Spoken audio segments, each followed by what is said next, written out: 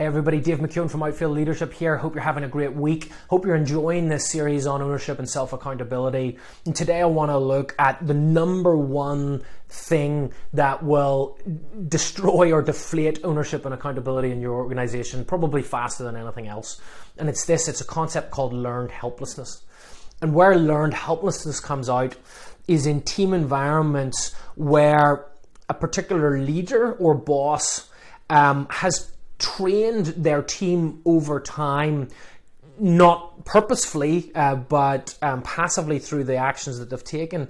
They've taught their team to develop a sense of learned helplessness, which is ultimately, why would I bother doing that? Why would I bother going the extra mile? Why would I bother going outside of my preordained job description when, you know, person X, boss X is just gonna come in and put their hands in it or fix it, or they're not gonna like it, or they're just going to stand over me whilst I do it.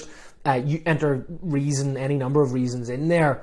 But ultimately, what it comes down to is that as a leader or a boss in that situation, they're not giving their team the freedom to move outside of their job description, to take ownership and accountability, and ultimately giving them permission to do it and being okay if they fail. And so learned helplessness can creep into a team in any number of ways, and it's usually a slow process. But just as I'm talking through this, I just want you I want it to be a mirror onto your own activities. And so think through, are you guilty of doing any of these things?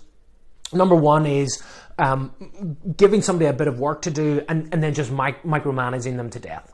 You do that more often than not, and eventually the person that you're delegating to is just going to say, well, how do you want me to do it? And they're just going to become an extension of you in doing that work. That's not a sure way to develop them, and it's definitely not a sure way to begin to build ownership and accountability in them. So don't micromanage the work that you give. Number two, if you're constantly bringing solutions to your team's problems rather than letting them do that, you're teaching them learned helplessness.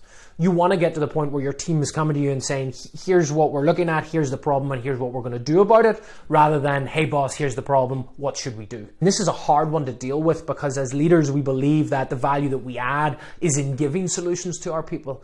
But actually, you're much more valuable if you can help your people come to the solutions on their own.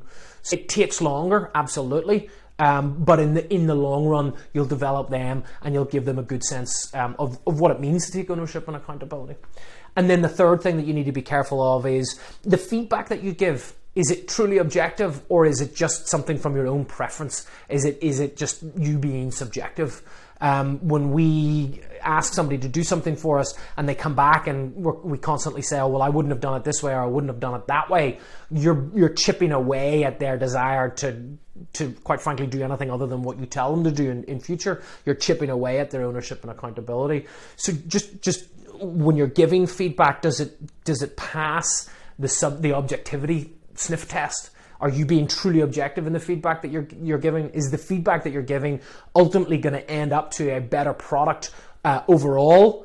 Or is it just subjective feedback that you're giving that it's really just about your own personal preference? So there you have it. That's the number one thing that can tear down ownership and accountability in your organization. Hope you enjoyed that. Let me know if you've got any questions, and we'll see you soon.